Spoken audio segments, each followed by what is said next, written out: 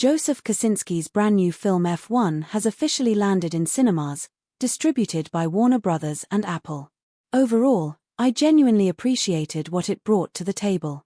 It might not be the absolute knockout success that Top Gun: Maverick was, and I did feel certain issues in the middle regarding pacing along with the racing sequences feeling a little too much like live TV coverage. Still, I thoroughly enjoyed the adrenaline-fueled essence of the competition, particularly during the thrilling introduction and the electrifying final race moments. In this explanation and analysis, I'll be giving you my complete breakdown of F1, going through the story details, the conclusion, and plenty more. There are definitely spoilers ahead, so if you haven't seen the movie yet, I'd recommend you pause and check it out first before watching this review. Before jumping into it though, if you'd like to see more about upcoming movies such as F1, then please support this upload with a like, comment, and by subscribing to the channel. Without any more delay, let's head into my explained breakdown for Joseph Kosinski's F1.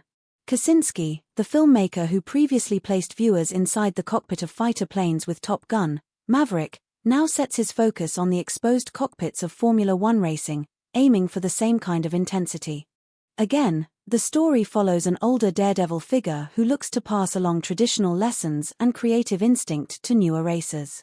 Where Tom Cruise gave us a particularly energetic action persona, Brad Pitt as the racing-obsessed Sonny Hayes takes a steadier lane but still radiates passion.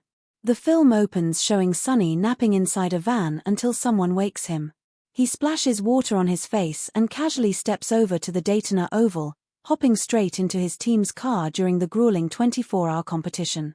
Sonny, once a rising Formula One talent, had previously suffered a disastrous accident, and ever since, he has been competing in anything he can find, even taxis.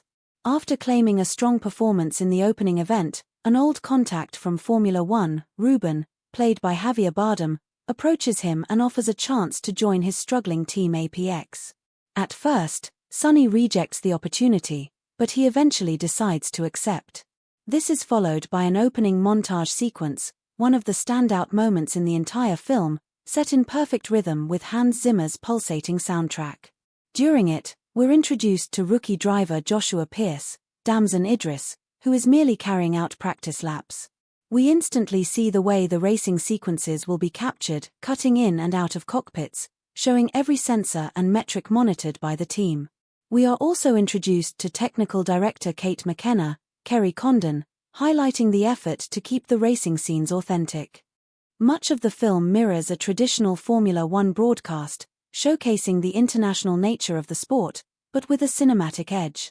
After Hayes is recruited by his old partner Ruben, his responsibility becomes leading APX in an attempt to save it from being sold. With huge competitors like Ferrari and McLaren dominating, Ruben believes Sonny's daring driving techniques, combined with Pearce's fiery youth, might create a winning formula. However, Sonny's unconventional methods quickly conflict with Pearce's modern approach, and along the way Sonny begins to grow closer to Kate. Over the next 9 races of the season, Sonny's fearless ideas for adjusting the car and refining racing strategies help APX steadily climb the rankings. But with these gains come fresh challenges, accidents, costly mistakes, and behind-the-scenes tension with the board that repeatedly complicate progress. We're introduced to Tobias Menzies' Peter Banning, a board member of APX. Initially, he looks like Ruben's ally, appearing to be the only board member actually concerned about the team's future. Yet as APX begins to pull off victories, Banning shows his true motives to Sonny. He intends to seize control of the team after Ruben is forced out, replacing Sonny and packaging the group for new investors to maximize profit. To accelerate the team's downfall, Banning leaks schematics of the upgrades Sonny and Kate added to the car. Even though these adjustments had already been cleared by the F1 governing body, the anonymous complaint sparks an official investigation, which suddenly deems the cars unusable, dragging APX right back to square one. Another huge problem is Sonny's ongoing feud with Pearce. Throughout the movie, Sonny constantly points out that the rookie cares more about his social media numbers and brand endorsements than the actual results. Pearce shows no real loyalty to his team. His goal is simply to perform well enough to get signed by a richer, more glamorous organization. Despite this conflict, APX begins to climb the leaderboard, thanks largely to Sonny's bold strategies, such as manipulating the safety car for tactical advantage. This rivalry escalates until Pearce ends up in a violent crash that sidelines him for weeks. While he's out, Sonny steps up and unites his dysfunctional pit crew, training them into a sharp and fast unit. APX gradually pushes into the middle rankings, while Pearce sits on the sidelines, frustrated and eager to return, secretly desperate to outshine Sonny. When Pearce does come back, he immediately tries to prove he's the better racer, reigniting their rivalry. Yet, eventually, the two start to put their egos aside and use each other's strengths on the track. Sonny even leverages his unusual strategies to boost Pearce's performance. For a while, it works, but before long Sonny suffers a major accident himself, echoing the devastating crash from his past. He ends up hospitalized, and Ruben comes to visit, telling him he cannot keep risking everything. At that point, Ruben decides to cut him loose. But much like Tom Cruise's character in Top Gun, Maverick, Sonny refuses to walk away. Despite losing their modifications due to Banning's interference, the APX team manages to rebuild in time for the last race of the season. Both Sonny and Pearce recover just in time, though Sonny still shows signs of lasting injuries, such as his vision problems. After Banning's scheme collapses, Sonny also refuses his last-minute deal that promised wealth. Instead, he convinces Ruben to keep him on board, reminding him it's all about the love for the team and the sport. This leads to the climactic finale, the Grand Prix. The final laps are packed with energy as Sonny and Pearce compete against real Formula One champions like Lewis Hamilton. The last 3 laps become a nail-biting sprint, with Sonny making one final daring move to give Pearce the advantage. But contact between Pearce and Hamilton sends both skidding off track, leaving the path open for Sonny to surge forward and seize victory. In that moment, Sonny reconnects with the joy and passion for racing that has driven him since his original crash decades ago. APX's win secures Ruben's ownership of the team for at least several more years, and the crew celebrates their extraordinary achievement.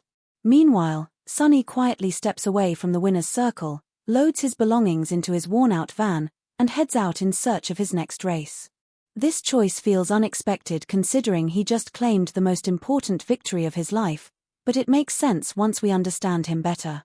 As the film makes clear through his conversation with Kate, Sonny's life has never been about glory, money, or fame. He has lived purely for the love of racing. He explains to Kate that the peace he feels behind the wheel is what he's always been chasing. He experienced that once again during the final lap with APX. He recognizes he's not the future of Formula One, but his devotion to driving is unchanged. With that in mind, he decides not to continue with APX or chase more F1 ambition. Instead, he tells Ruben he would even accept dying on the track if it meant doing what he loves most. He then follows through on his earlier plans to head to Baja, California for dune buggy competitions. At the very end, we see him freely racing in the desert, proving that he never lost sight of his true passion. In many ways, the movie emphasizes that Sonny's dedication to racing is what defines his character. The story also highlights teamwork, showing how the earlier tensions with Pearce and the pit crew gradually give way to collaboration. By the last race, everyone is united, and Sonny has rediscovered his love for the sport. That message, that passion and teamwork matter most, anchors the entire film. Though F1 might not quite reach the monumental highs of Top Gun, Maverick, it still offers heart-racing excitement and a crowd-pleasing sports drama energy. The opening scene and the concluding Grand Prix are absolute highlights, with Kosinski excelling at high-speed spectacle. Some of the middle portions dragged a little for me, and the racing coverage occasionally felt too much like a broadcast rather than cinema. While this was somewhat intentional for authenticity, the moments filmed with more tension and cinematic flair clearly stood out as stronger. Still, everything is beautifully shot, and the sound design is impeccable. Hans Zimmer's pounding score is another highlight. His music makes the racing sequences feel larger than life, amplifying every gear shift and turn. I do hope this breakdown helped clarify the film's story and ending. I'm eager to hear what you all thought of the movie, so drop your opinions in the comments below. And if you want more explained breakdowns of big films like F1, make sure to subscribe and turn on notifications. If you enjoyed this video, please hit the like button and check out my social links in the description. Thanks for tuning in. I'm Harry, And as always, make some noise.